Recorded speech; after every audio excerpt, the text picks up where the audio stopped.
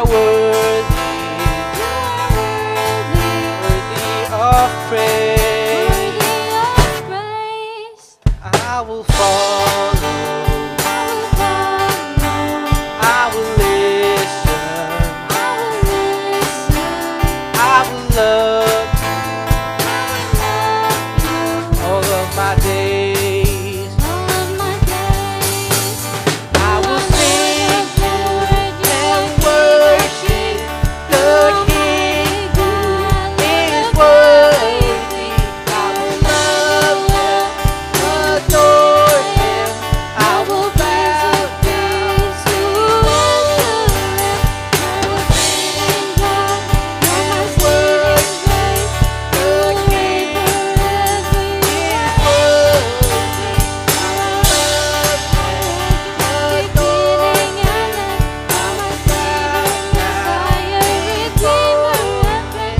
You're my Prince of Peace, and I will live my life for you.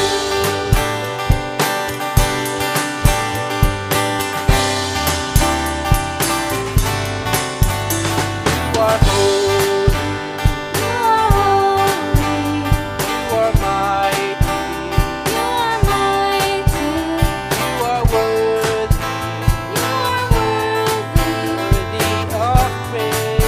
worthy of praise. I will follow, I will listen, I will love you all of my days. I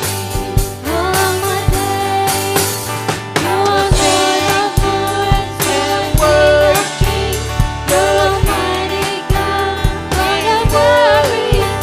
I will love Him, adore Him. I will bow down before Him. I will sing and worship the King who is worthy. I will love Him, adore Him. I will bow down before Him. You're my Prince of Peace, and I will live my life for you.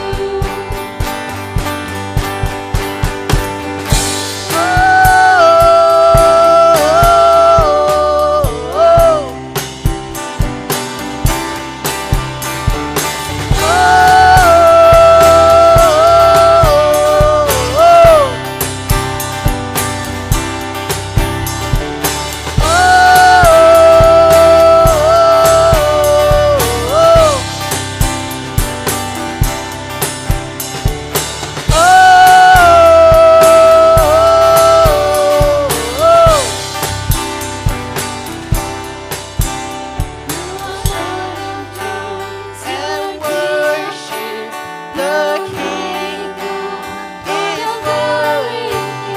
I will love Him, adore Him. I will bow down before Him. I will sing and worship the King who is worthy. I will love Him, adore Him. I will bow down before Him. You're my Prince of Peace, and I will live my life for you.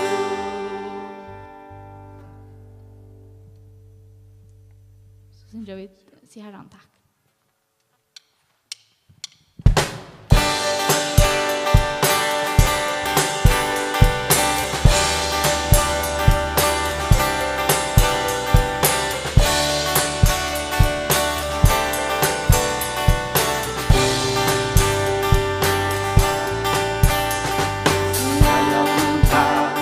Vår konge vår Gud, han slager världen i avig. Du går av ner och gött om valdar hav. Han slager världen i avig. Sita.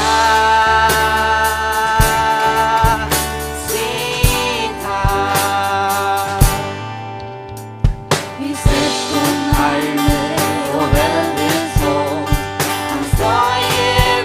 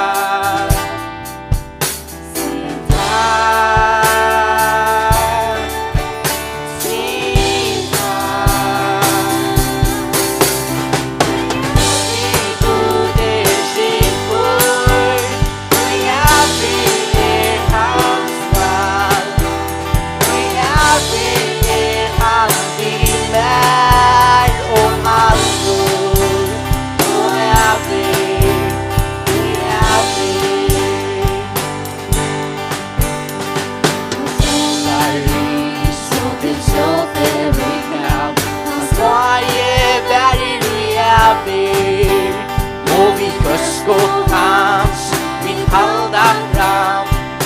Vad är där nu jag vill sitta, sitta, sitta, sitta.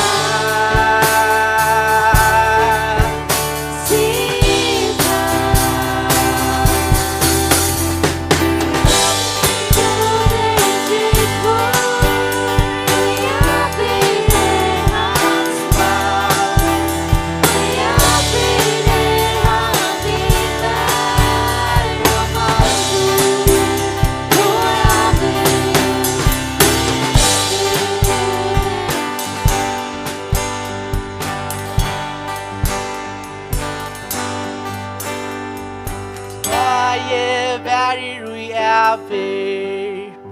Hans varje värld och jag vill. Varje berg och jag ber. Hans varje värld och jag vill. Varje berg och jag ber. Hans varje värld och jag vill. Varje berg och jag ber. Hans varje värld och jag vill. Sitta, Sitta, sitta, sitta. God är trygg vår och jag ber hans vall. Och jag ber alltid lär om hans ord. Och jag ber god är trygg vår och jag ber hans vall. Och jag ber alltid lär om hans ord. Och jag ber.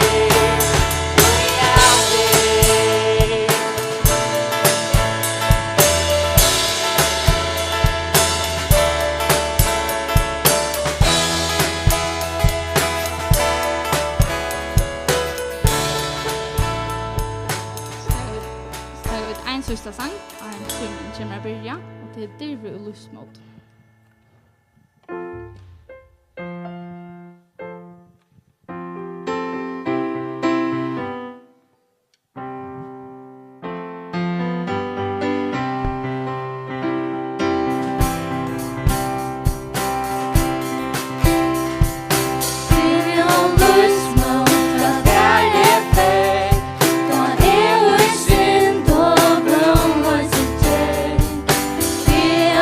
Good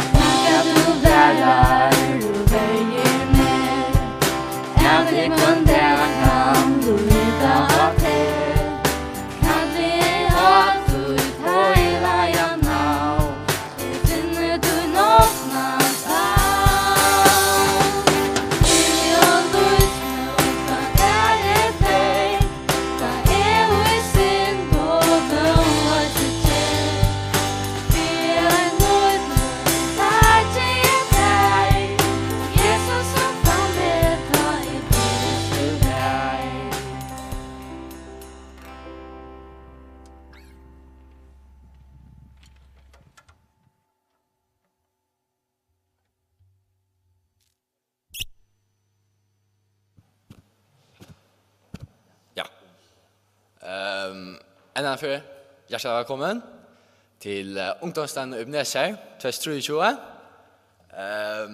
Ja, vi kommer börja vid skrånne. Det som för att hända ut till att Roe Sørensen fra Visborgsrocken, og han Syversen fra Østnøy Visborgsrocken, og så for John Hammer at hava en tal. Og det er bare løtene her han sett. Jeg vil takke der himmels ferie for at vi kunne ha en sånn stevne her her og tryggvante rundt i før hun kunne møtes og be om at hvis det er noen her inne som ikke tykker mot det, de må komme til tog og sutja sine støv og be om at en hver her inne skal komme nærmere til her og be for at stevnene skal etnast vel og at folk må takke mot her. Så jeg vil liksom be for låsangstånd og året som kommer frem at han må være signing. Jesu navn. Amen. Ja, og så får vi at Sintja nekra Sanje. Og så kommer Roe.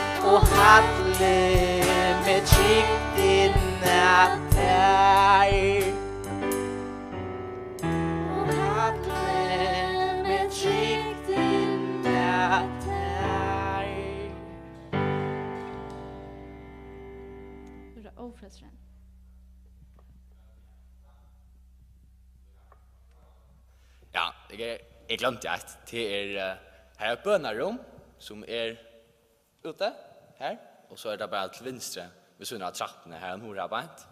Her er bønnerom som her nok folk inne, øye fritt.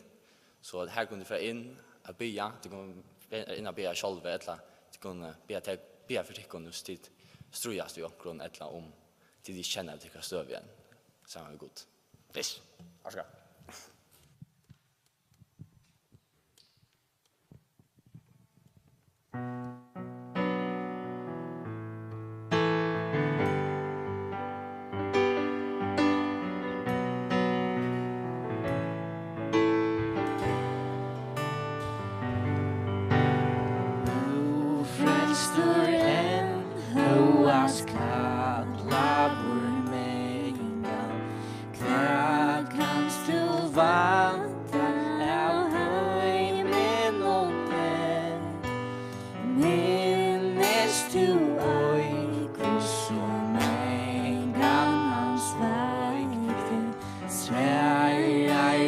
til bojen to amen.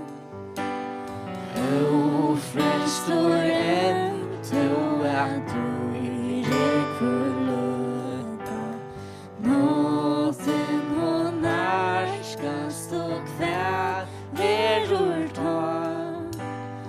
O frelstor enn to at lus vatner renner.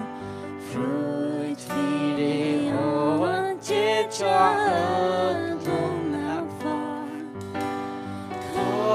kom til Jesus, trøyta tyngda hjärsta. Kom igen, vänner, du till tär. Han bojar en, hans faunor en åpen.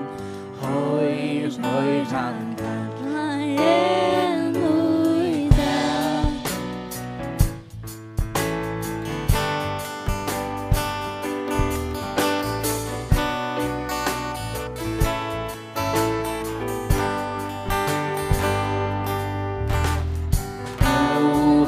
Stor en to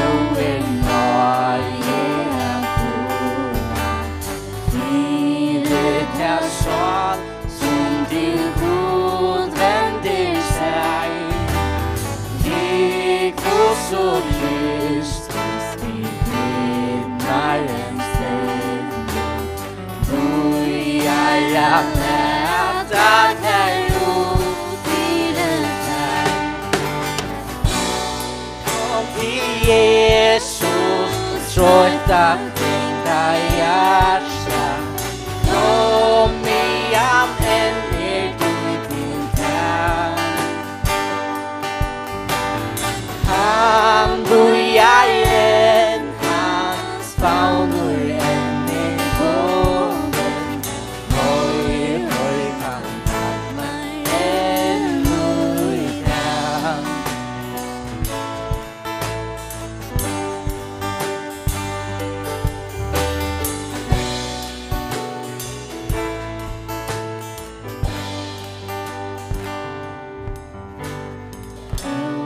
Frelstoren to der lunges og sara. Etter at kjenne hans frels og fri. Nu fylk nu vår kjenst du i løyandes kjønn. Kom, gjer nu troen er i frelsandes sti. Kom til Jesus, trøyta tyngda hjärsta. Kom igen, vänner, du till tär. Han bojar en, hans faunor renner åpen. Høyr han kallar en ui fram.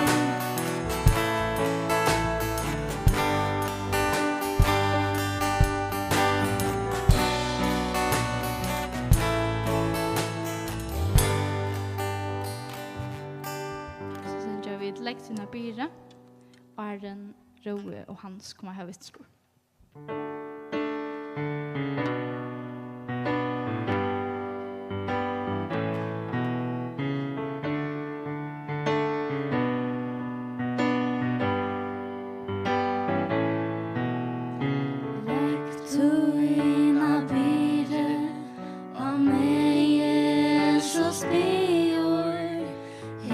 Skal til leia og hjálpa hans sigur.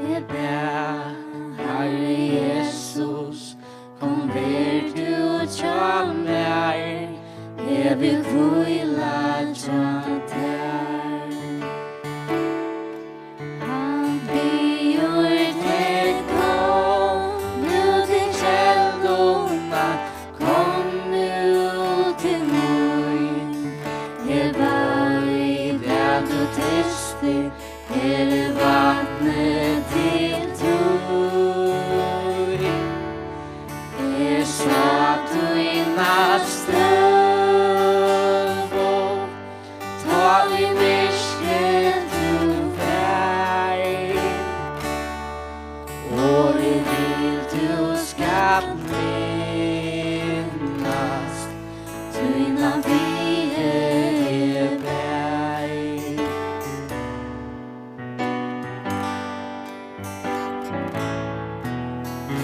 Bøsko så stora, jeg aldri kan skilja, ta ui og sonor, vi fægir syns vilja, kom her til hjerrar, til spott og til han.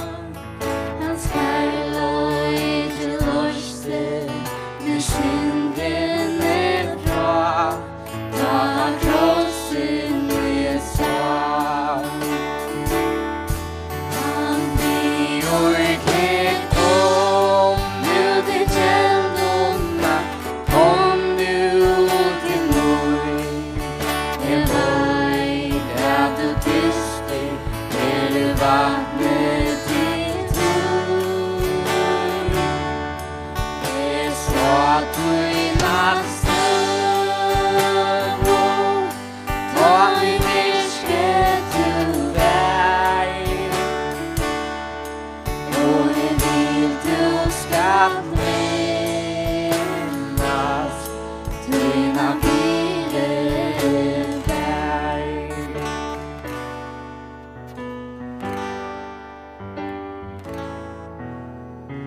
Jesus er djeve, til hjärsta og sinne, utan det veide, at han ikke vinner. Frelsar i hjelpen, alt og nær. Jeg takker og priser, fire tullstær, jeg vil lære tja deg. Han blir til kom nu til kjeldona, kom nu til nord. Jeg vet at du tyster, er vattnet til tur. Jeg sa du i nattstøv, ta i myrket du vær, og jeg vil du skal minnas, tøyna bie bær. Gjør så vel, Roe og Hans.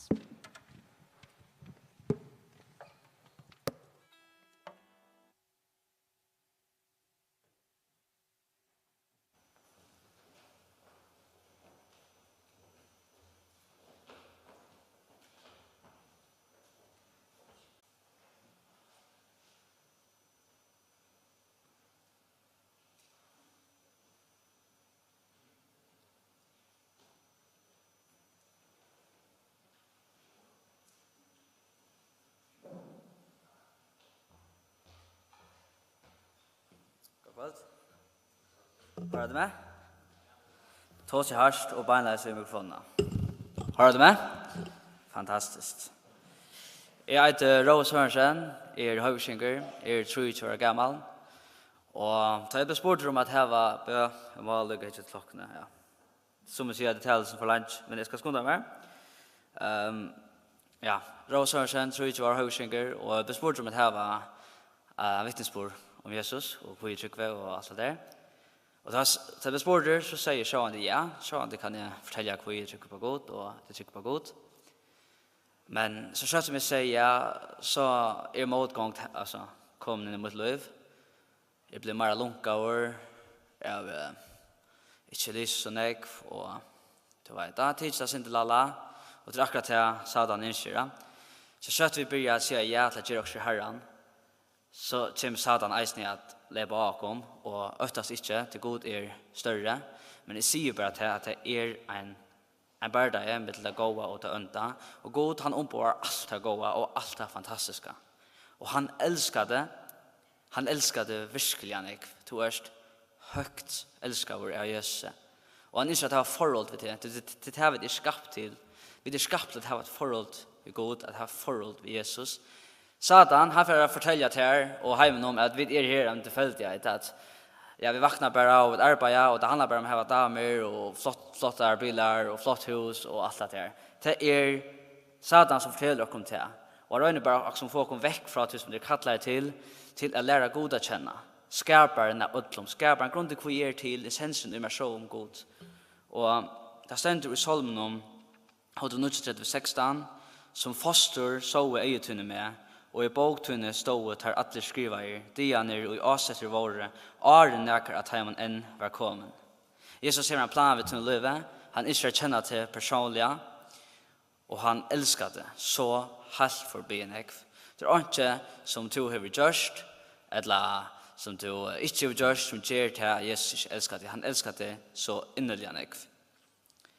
Vi får Isaias 14:13, og nu får jeg fortelle om en hending som hendte i himmelen. Tu varst han som sier i hjertet til honom, jeg skal føre opp til himmels. Høgt iver stjøtten Guds skal jeg reise haset mot, jeg skal sette meg av godene fjallet ytst og nord. Og beber til 12:6. Barda jeg vær i himmelen. Mikael og enkler hans herre tog og berges vid drekan og drekin og enkler hans herre bardust. Vers 8. Men tar våre til ikke menter, og sted tar vær ikke langer at finne i himmelen. Så God er god, han er nummer 1. Ungen er nummer 1 enn god. Og hatt er stoltleggende at Satan, eller Arna benevnte Satan, så var han en angel i himmelen. Ikke bare en for angel, han var, altså, han som var tattast for god. Han som hei rattelig nega myndelega, og han sa seg sjálvan. Han sa til at jeg tog det nok så vel, og han var penur, og han ville være god. Så han gjør oppressler mot god. Det her det byrjar, han gjør oppressler mot god, han vil være god. God er ikke annet vel enn å kåre han ur himmelen. Og til god er god, da. Og så for Satan etter menneskene. Det dør bare det som God elskar til han skapte oss i Guds mynd. Skapte Guds mynd, du skapte Guds mynd, vi skapte forhold til Jesus. Og det her syndafallet kommer inn, her lokkar Adam og Eva at tega træn om. Så syndafallet kommer som gjør til at vi har gjort god og rett. Det gjørs opprester mot gode. God er heilavur, og han er rettviser, og han må døma syndene. Det stender i Rombrand 6:23. Til lønnen synden kjever deg, men nøye gav av Guds evet lov og i Kristi Jesu Herre okkara. Og hva er messet til han? Ja, det er messet til, og Johannes 3:16. Tu så elsker God heimen, at han gav sånn hin einborna, for hvert han tror han skal ikke fortapast, men heva evet lov. Så det som hent i min løve, og i tunne løve, til at vi tar just god året. Skaparen av hjørne, skaparen hvor vi der og det som han ønsker alt det beste for oss. Han akkurat som en mamma, en god mamma, eller en god pappa som ønsker det beste for oss. Han en strenge god som sier, du måste chatta, bare til man er små. Han gjør det til han vet hva det er godt for oss. Han godleg, han kærlig, så han vet at det er skreft å likva, og det er skreft å stjæla, og han vet at det gjør også vi oss som ikke er rett. Så sier han, vi er små og gjør det. Og tar vi det var synda og egnom, så er vi seg i ødlom. Og God er heilavur, og han tåler ikke synd. Så det vil si at vi har faktisk haft et forhold til God som er bråte, og han kjører ut ved for å fikse det. Og utdriver ned til at God sjølver kommer, Jøkken Jesus, inn i en fallende vær, og i en heim som har vent hånd og badge. Prøv å huske hvordan ofte tid det var vent god og badge, hvordan ofte tid det var bare du vet, just det som man ikke må, eller det som, jeg tror ikke jeg god, jeg vil helst leve mine egne ved og mine egne lærer. Vi har just god året, da. Så han kommer inn i fallen hjem, og han lever perfekt, og Jesus, han er ikke født vid synd, han er født uten synd. Men vi, mennesker, vi er født vid synd. Og jeg tror Jesus er ikke født vid synd, da han ble født av en mørk, og det som hender er at han lever et perfekt liv, et fullkommet liv. Og han blir frelst over. Han blir bjöa brei och sort rutstøm och allt som man kan få, men han vet hur god det är. Och han hugger bara på god, och han är perfekt för det med hur vi skulle leva. Och han syndar ångande, och han är både synder för oss. Han har betalt skuldabrev, så vi skylder gode, så vi inte klarar det. Han är väveren sannhet som löve. Jesus är grunden för vi kunde ha forhold till godat. Det är essensen ute i Jesus dög och gav för åkra synder. Och så trus det som här, så du ävet löv, det sänder Johannes 3:16. Och vad är det att tryckva? Johannes 3:3, Jesus svarar i honom, sannliga säger till er, vi är inte fötter av nutjom, kan han inte sucha rydde Guds. Det ska menas att vi är fötter av nutjom. Det menas att vi är usynd, vi må jotta till. Alltså vi må sucha åkra stöve, okej, är jag syndare? Fakta. Jag gör god i året. Hvis vi tar senter, alltså vi är inte god i åkra egna natur. Vi tar bruk för Jesus. Och ta det sett här, okej, till ut vi mer. Jag får känt helvete. Men Jesus är frälsaren. Så är det bara att byta sitt allt av Jesus och tacka honom för det. Han döjer gågade för oss. Och göra som herre i åkra löve. Och vända vi från synd om åkra till att fylla honom.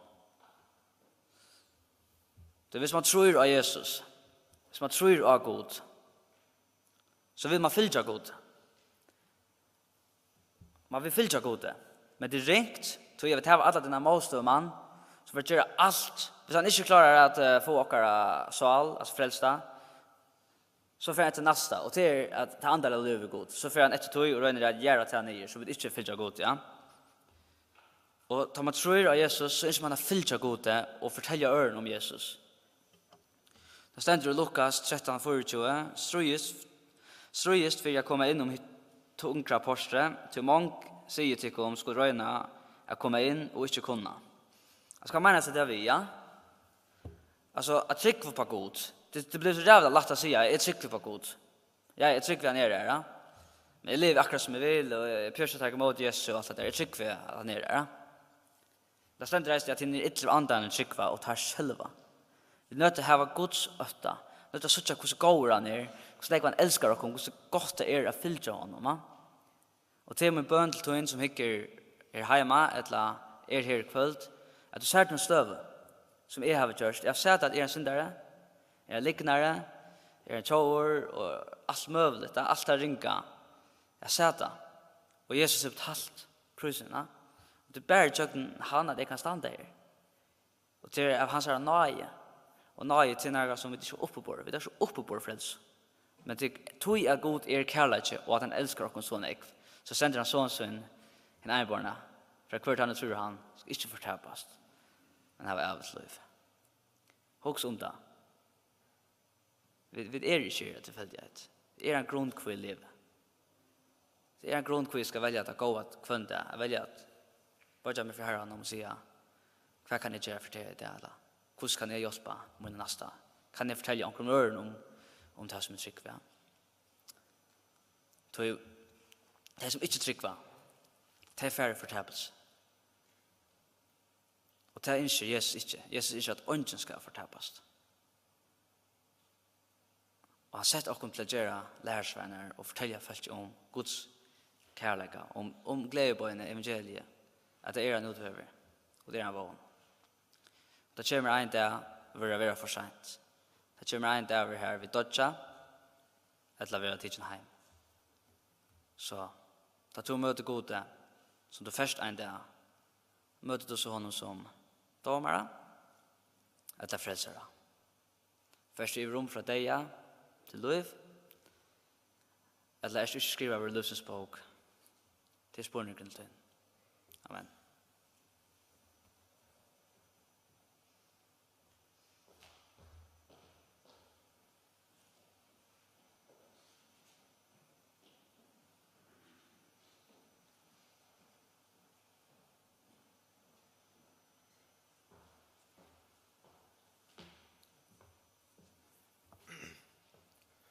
Hallo, jeg heter Hans.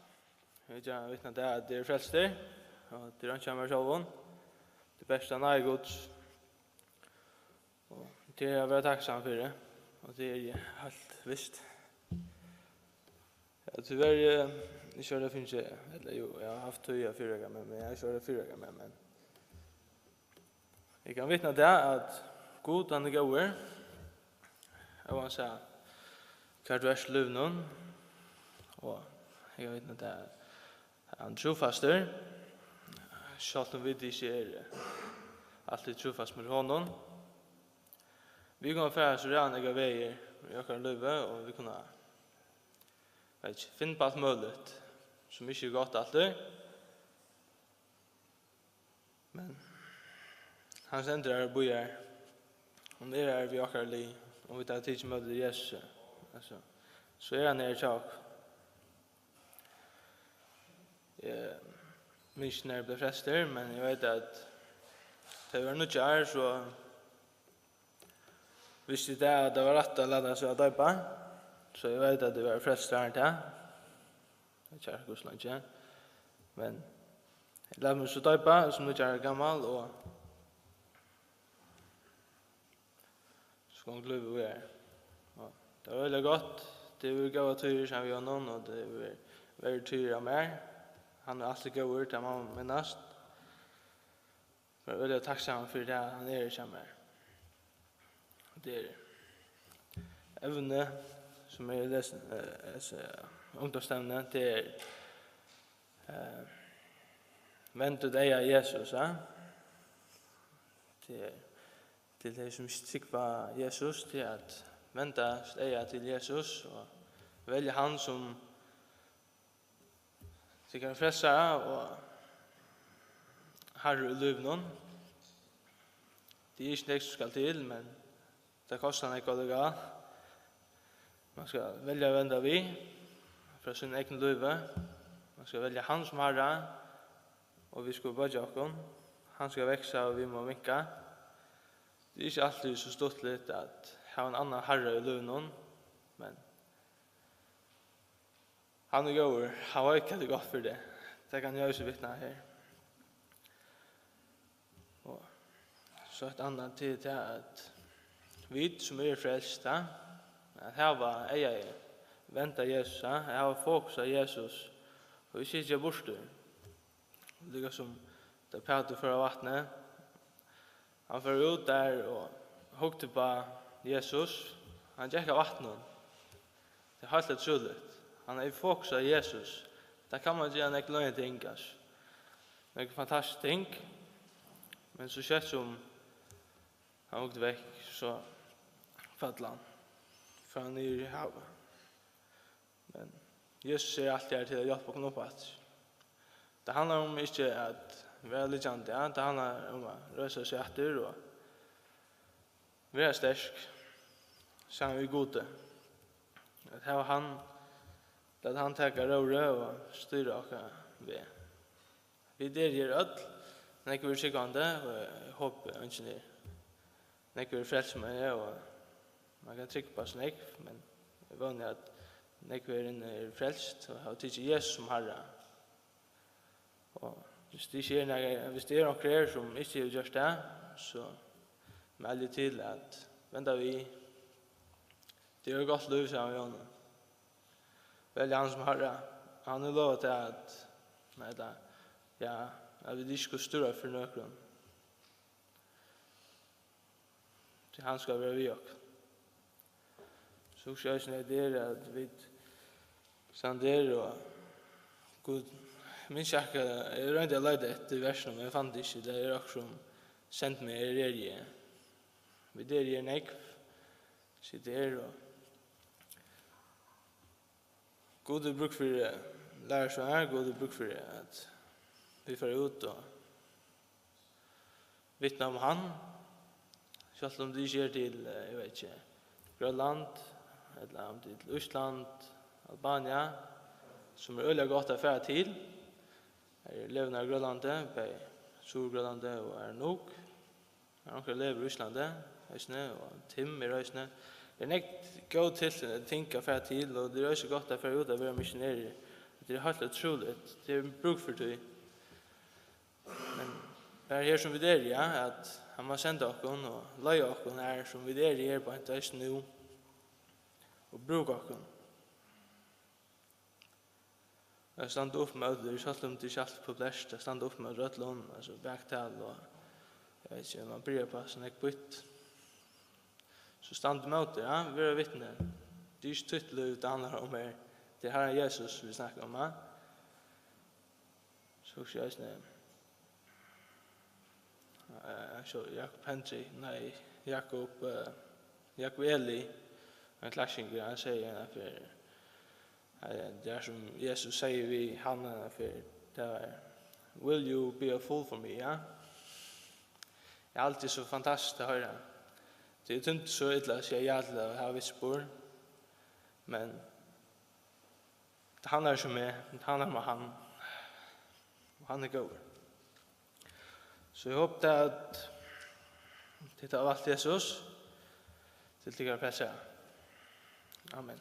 Hvis det är något så äntligen kommer det minus börja och är det någon gång att folk in massor till bara spela. Amen.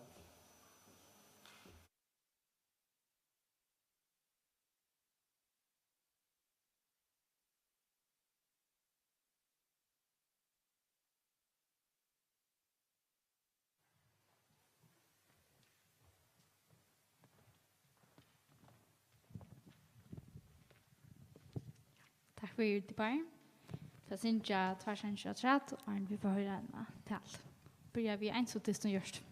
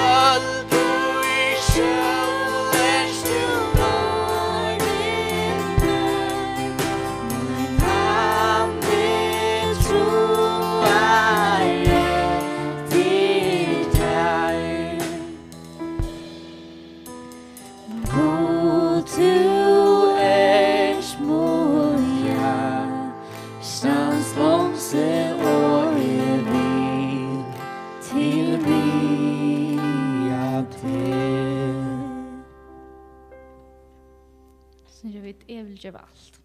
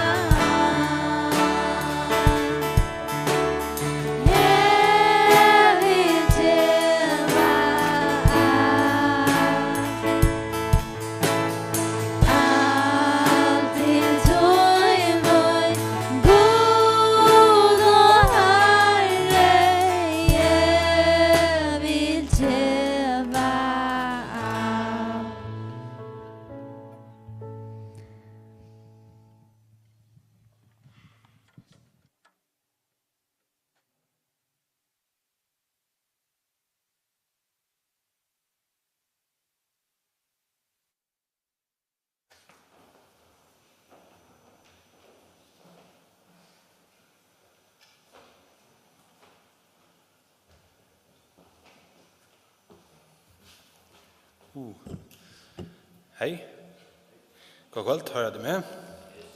Det er Johansson. Døyligt at være her i kveld, og godt at begynne en ungdomsstevne. Det er fantastisk. I GT tid er spent, og kanskje nekva tøymer som har gjort til at skipa vikskiftet. Det er ganske trøyt, men også spent, og det er, jeg minnes alltid da jeg selv kom til Havnar, ungdomssamfunnsstevne, det var fantastisk. Det er sånn spennende, er det ikke det? Jeg heter John Hammer, jeg kommer ur Klaksvik.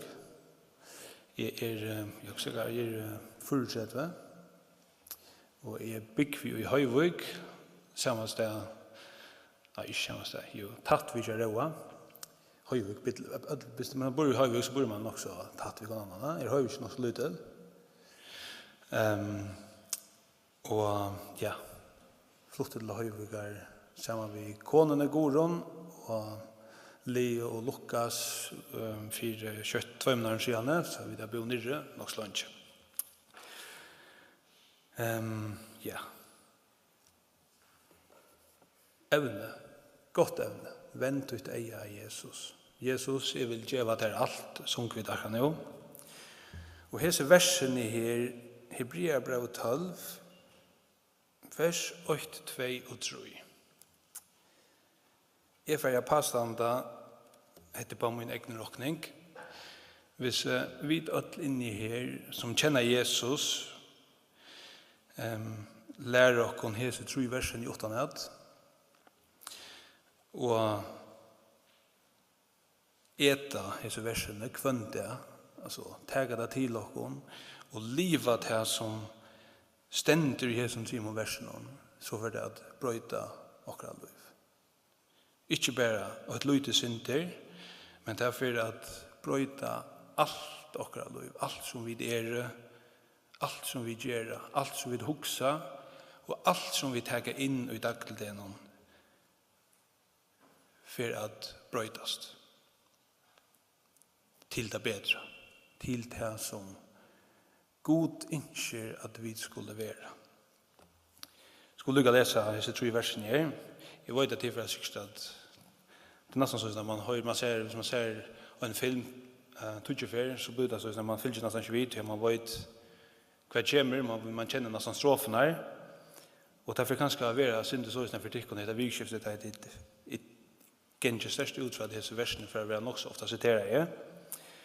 Men min avbjørn til tikkene, til som ikke do disse versene uten at, sånne dagen, så møtes vi til her klokka 9, så tager vi det, og siterer versene. Nei, det gjør vi ikke. Men lær ikke disse versene uten at, det er fantastisk. Stendig, lærte du i øyne i okken, da vi tar så størst skudj av vittnen rundt om okken, letja av okken alt det som tynger og syndene som hunger så først oppi ui okken, og vi tåler denne skøy i okken i 4 sett. Hervan de egene venda Jesus, opphavsmann og fullkomre troarinnar, som for gledene i 400 tålen løya krosse og leie åndsju i vannærene. Og siden nu vi høgre så jeg har sett det gods. Ja, hugsi han som tålen hever båre, at syndarar hava sagt honom så nekve møte. Så tid vera ikkje trøyt og møtleis i salen tikkara. Hvis jeg spyrir tikkum, vet at det kan være Word of the Year til Collins Dictionary 2022. Jeg gir det ikke, det er kanskje ordentlig inn, jeg vet det. Det er et ord som heter Parma Crisis. Det er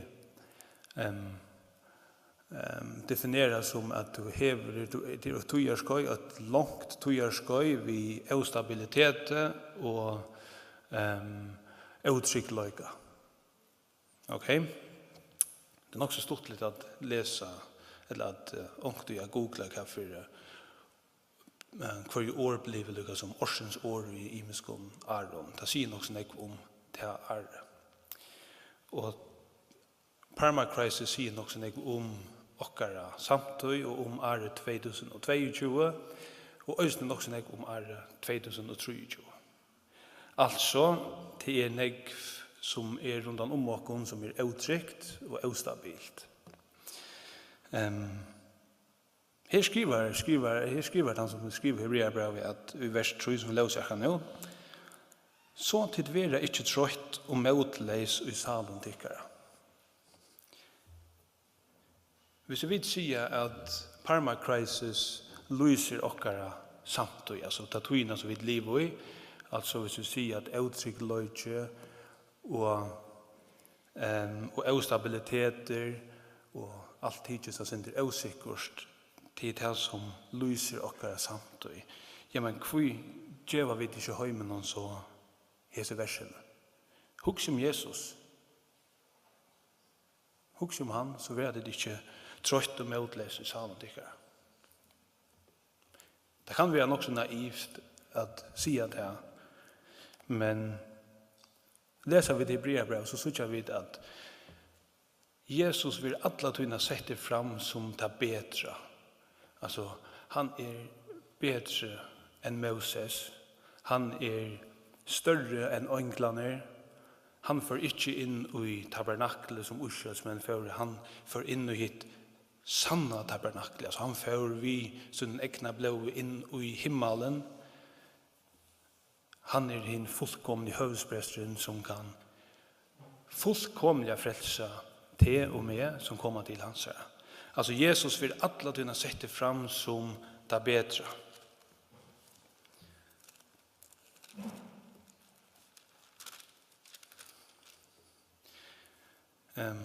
Det som också stått lite i Hebreabrevet, det är att han som skriver Hebreabrevet, han får point till särskilda. Alltså det är inte en sån ingänger om Paulus till döme som vi läser ofta i brövna som Paulus skriver, så känner vi honom som en ingänger. Han får böjna vägen till särskilda. Det är inte fjärs. Han säger, extra god för om mänkan och mänkan hårt hej tala till profeterna. Tala till fäderna vid profeten. Hever han vid ändan av det som dövan tala till okkar vid synen. Som han hever sett til arving av allra lota, og som han øysene hever skapt heimen vi. Så sender jeg at han, at Jesus ljome dordar hansara, og umend ver og hansara, han ber alt vi åre måttar syns. Tog settest han, da han gjørst rødsan for synder okkara, vi høgre hånd hadtiknaren av hattene. Og han våren så mye større enn ønglaner, som han hever arva, dyrare navn enn tøyr. Altså at Jesus ljome dordar hansara og umend ver hansara, det som gjør så vi ikke omgang skilja. Eller hva? Altså at det er det samme som Johannes, det som tås om Johannes 8, at året, altså Jesus god kjolver blir holdt, altså han blir materie, han leder seg ui et likam som to. Og blir myndgods, han som stender at han ljome dordar hansara og umynd ver hansara. Og så lukka som senan sett, og så fer skriver han her brevbrevnen og lyser han, som vi ikke skulle færa. Just like vi fall. Men altså at Jesus vil sette fram som det bedre, det beste vi ødlan heimen. Det bærer ikke hånden at frelsa a få. Frelsa fra okkun sjálvun og frelsa fra at skulle røyna at bliva frelst ui okkun sjálv. Altså at okkara versk ikke kunne komma at gjøre det at vi er frelst. Altså vi i okkun sjálvun ikke kunne frelsa okkun sjálv. Det ene året så ble et annet år, halde det var i 2019 til 18, årsens år, i minnes ikke hvor gjør det, men det var post-truth, altså. Om du tar i fotballsysterer, så som man ordentlig spenter, så hykker man ofte etter tøyenda fonden Arendisten, altså pre-match conference, og så er det 18 av øyne, altså matchkonferens. Det är kanske onkel in här som mycket när det fotboll så hvis man ordentligt spänner så fylls man baby Iron under det och 18 alltså för en höjde där till en fotbollssystem eller handbollssystem eller också. Och det här år är ölintressant, alltså post-truth, alltså det vill säga att sannlöjt, alltså en sannlöjt har en tutning. Och här som tid gänger skola och arbeta och annars än på sannes. Så råknar vi att vi kunde skriva under på hettar att tid ofta möta här som tanken om att det som to huxar och följer är det rätta. Det som är huxar och det som är följer är det rätta. Och i det och huxar och följer och i morgon så är det rätta, tan där. Det vill säga att jag huxar och i det så är det rätta. Så att jag följer det så i snär. Och hvis du to huxar och följer akkurat kontra det, alltså motsatt du som är följer och huxar, men så är det också okej, så det är också inte rätta. Bibeln talar om en sannlöjga, om en man som heter Jesus. Det ständer i vers 2 att han är upphavsmäver och fullkomare troare där. Alltså skriver i brevbrevet, han lyfter bara inte Jesus upp och säger att han är bättre än näka. Han säger faktiskt att han är det öjnaste som kan göra det att vi kunde komma i samfället vid han. Så vi också hörde vid vittnesbörden om Are.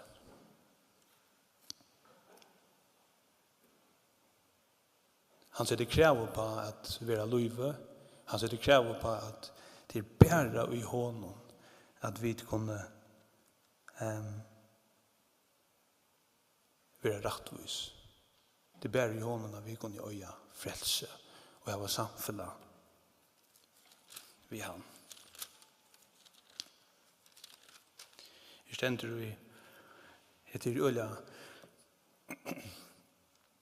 känt vers som reciterar ofta. Det ständer i kapitel 4 vers 13. Det ständer att ongen skapninger, alltså onge, ikke to, altså ongen skapning, oskjønnelig for Asjan hansara. Nei, alt nært og best for egen hansara som vi har vi gjøre. Altså god, alt nært for god. God ser alt. Han ser det, han ser med. Og har hoksaner, og har hjärsta.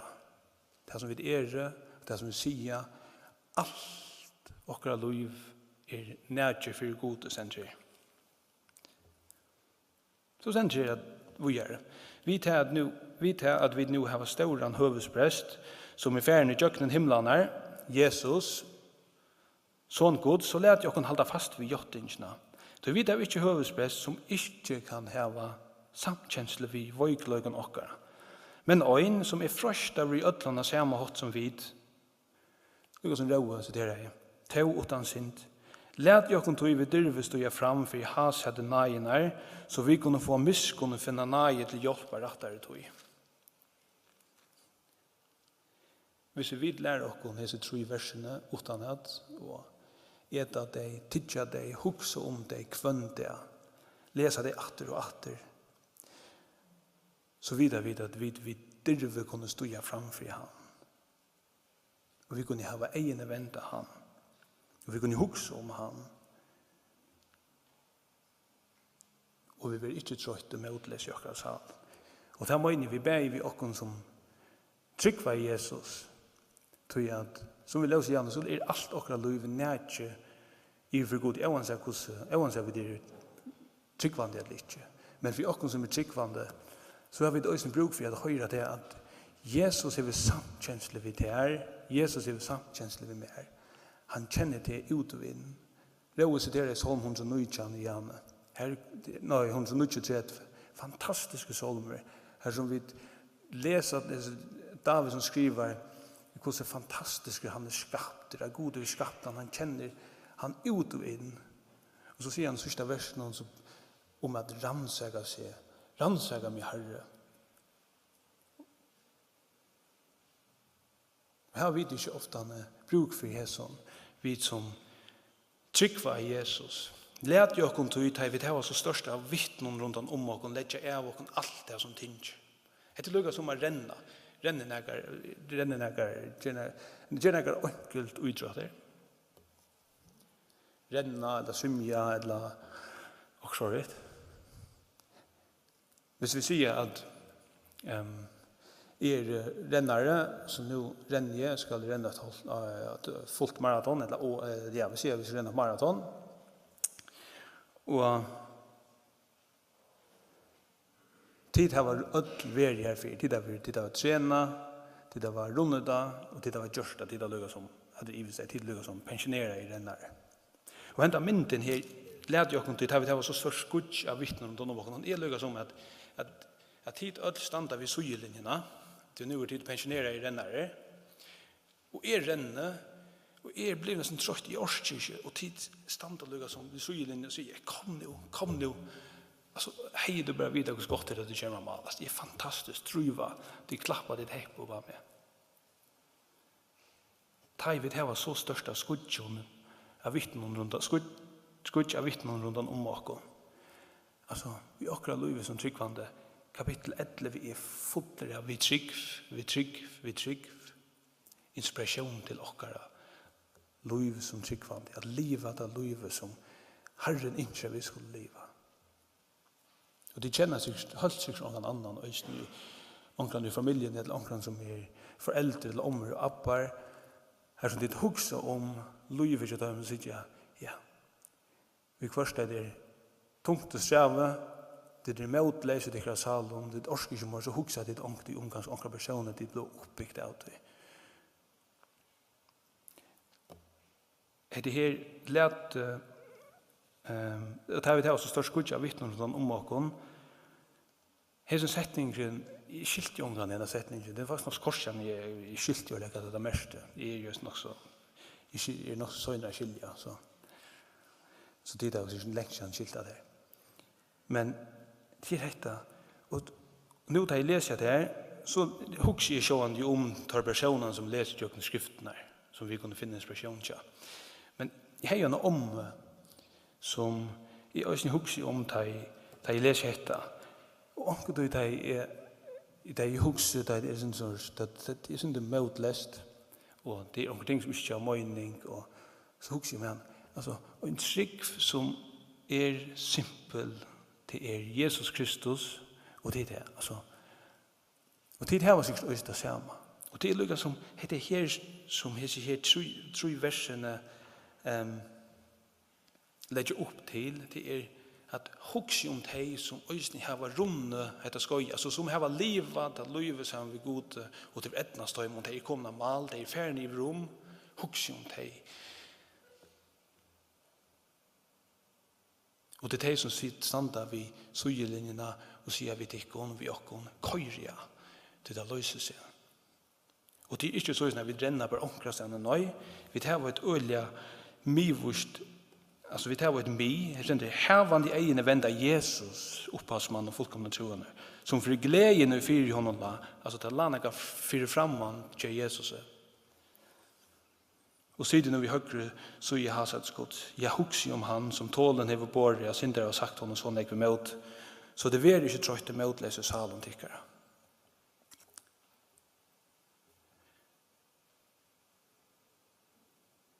Hvis jeg spyr deg om hva det er hugsa om i det, så kommer han ikke tankar. Hvis jeg spyr deg om hvis det er hugsa det under serie i 5 timer ut i 8 års kvöld, hva hugsa det så om til det lett at det kan sova, eller hva hugsa vidt om, så er det sikkert hendan serien, eller hesen sangren som, eller whatever, de vita, det som vi fyller og vita, hugsa vidt, og det er vidt. Og vi som tryggvande, helt stort så säger sitt 3 versen här vänd du dig av Jesus bum hugsa om han och därför är vi min ahöjdan till okkon hetta vikskifte att vi skulle be Herren om att hjälpa okkon att lägga allt av som tinker vi som tryggva vi fullkomliga röjn vi det at Jesus hever frelst okon, han hever gjørst det som skulle gerast, og vi kunne få lot i hans frelse. Det ikke som vi kunne gjøre utan at trykva han. Og vi som tryggvande må og doa at njauta til, og doa at renna skoje som okkon i fire sett. Og ta vid trøyte møtleis og hidja vid opp til hans som hever fullkomliga frelst okkom, som òsne skiler okkara, strujet til det noen og okkara gleder. Men han ikke vi skulle køyra og hugsa om han og vi ikke vet trøyt og møtleis. For enda vi några versjon i Titusbrevnen.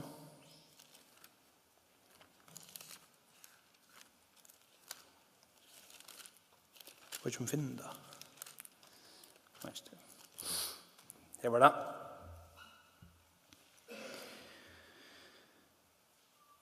Her stender.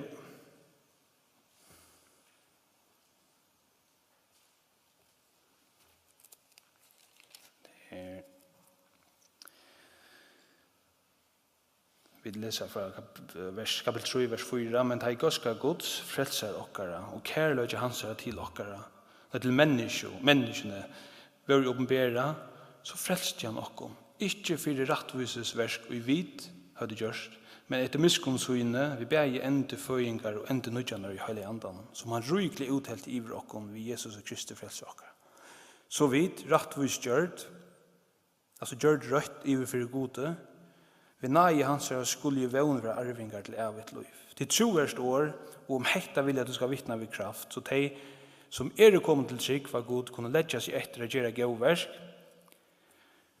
Og så stender en setning her som øyelig avhørt. Hekta menneskjom godt og gaglet. Hugs om han, som tålen er borget, sinter seg møte letja av alt det som tinger, så vi ikke være trøyt og møtleise salen okkara. Så stender det også at vi skulle lette oss etter å gjøre gauversk. Tog at vi som tryggva, og vi som gjør røyt i for gode, at vi kunne lette oss etter å gjøre gauversk til menneskene godt og gaglet. Bibelen er fantastisk, og skilja frelsene, og det støvet som vi er jo i, innega som okkara bøn måtte være kvante. Ja, vi skal få bia. Etter det sørste, ikke? Etter øyelig godt er det. Etter det sørste. Det versen her, nå er ukengren i brevbrann, stender det. Kapitel 13, vers 20. God friarens, som vi ble av i sottmala 40, hinn stora seia hira, Herre okkara Jesus, opp fra henne deie. Han gjør tykkon fullkommen i ødlom gauon til å gjøre vilja så inn, og han virker i tykkon til som hon har toknast ved Jesus og Kristi. Hon har vært dård i alder og atler av. Amen. Herre, vi prøyser deg for ditt år. Vi takker deg for at du luster i Bibelen som er ved at han ultimative sannløgjen her som vi kunne finne fri, og her som vi kunne finne glede, her som okra sal kan være mett, her som okra tørver kunne være mettere. Vi pryser deg for at du hever fullkomlig frelst okkom, vi som tryggva at det er Jesus. Det er ikke av okra verskene, men det er det som du hever gjørst. Vi ber om, Herre, at vi skulle, som er i her, at du skal åpenbære okkom dette, at du hever færen i deg og risen opp at det fyrer i okken, så vi kunne ha lov i det her, og det bærer vi trygg. Herre, andre at du åpenbærer det fyrer i okken, Herre. Ta som ikke trygg var, eller frelse og okken som tryggvandig, Herre, til oppbygging, og vi skulle suttja eller få seg gleden atter ut i frelse som du vet okken, Herre. Vi takkar deg fyrer som vi livet gjøkne livet som vi er i skola og arbeid og gjør utrått og tånløy og hva vi så gjør, Herre, at vi som kjenner til at vi kunne alltid hugsa om det. Vi ber om, Herre, at du skal lære oss hekta at hugsa om det og letja av alt det som tinker og at livet okra liv Så är det som to inser vi ska leva i frals i Herre och i en samviske som rönsa. Liv och ett liv fullt vid gåen verskon. Og da vi tog som til, så takkar vi derfor at vi blir ikke trøtt og møtleis hvis halen okkara. Sikna etter vikskiftet, sikna det som kommer fram, og be om Herre du skal virka, og at årputt Herre skal skapa nek og gjørsten til dem som kommer Herre, da be vi om. Legge alt i tøyne henter, tøyne navn Herre. Amen.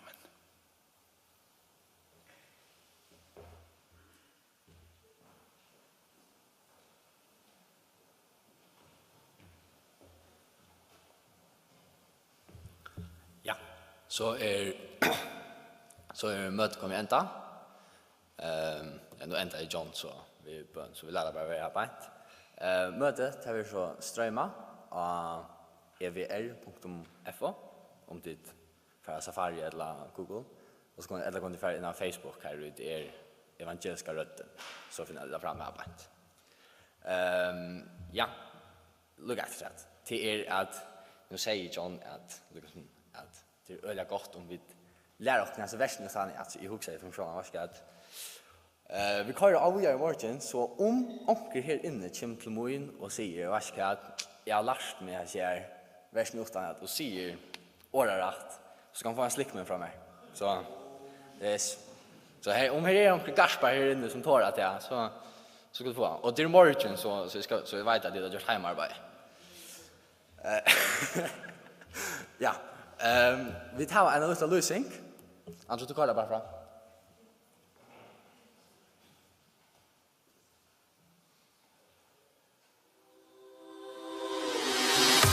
Just keep moving on, just keep pushing ahead. Yeah, the new has come, all the old is dead. Just keep moving on, keep your eyes on the prize, and that word in your heart, yeah, we'll be alright. We got the power, we got that,